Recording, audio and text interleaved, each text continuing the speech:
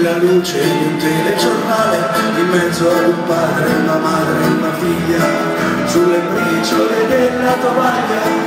i re magi mangiavano a scrocco, un prete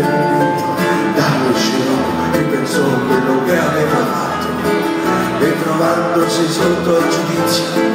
né di un Dio né di un tribunale, disse fino al vino, pane al pane, era meglio andare a buttare. Nella giungla scomposta del letto, una donna senza un difetto si incastrò dentro una ruga, scelse la morte come unica fuga.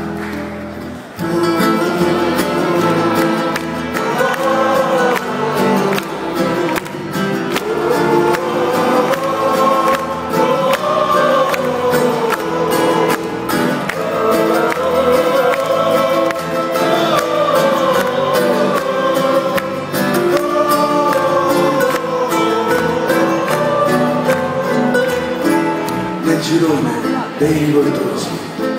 comunisti pieni di baffi,